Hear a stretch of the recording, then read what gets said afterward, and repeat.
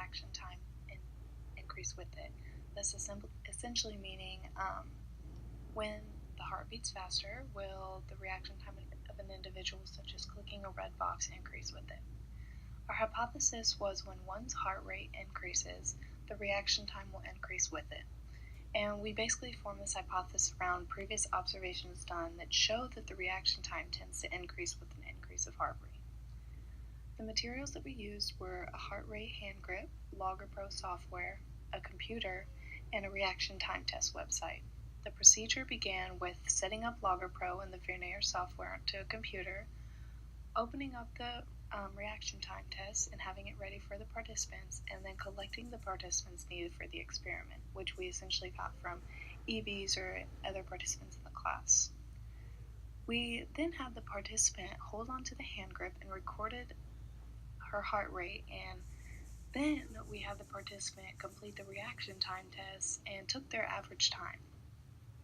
We then had the participant do 20 jumping jacks, retook their heart rate, and then asked them to complete the reaction time test again. We completed steps 4 through 8 with all of the other participants. As you can see from our data, there was no significant conclusion that as heart rate increases, the reaction time will increase. In fact, you can see that patient 1 actually had no increase at all, and then there was other patients such as patient 6 that actually went down in reaction time, which was very interesting, as well as participant 8, which went significantly down in the reaction time. However, there were some patients, such as patient 2, that actually went up and did support the hypothesis. You can see that on the lower left-hand corner under data and visuals, there is a difference in heart rate and difference in reaction time. This helped us conclude the variances and standard deviations. The variance of the heart rate was approximately 176.027, and the variance of the reaction time was 0.043.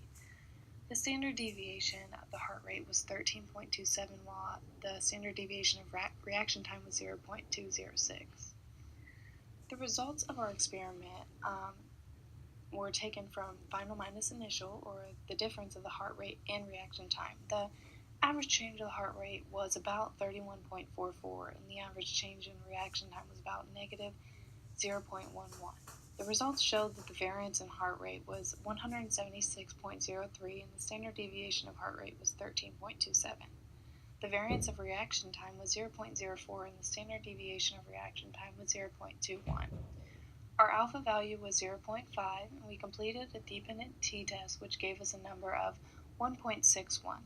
Our 5-number summary of the difference in the reaction time was a minimum of negative 0.63, a maximum of 0.03, a median of 0, Q1 of negative 0.135, and a Q3 of 0.002, with the IQR of 0.138.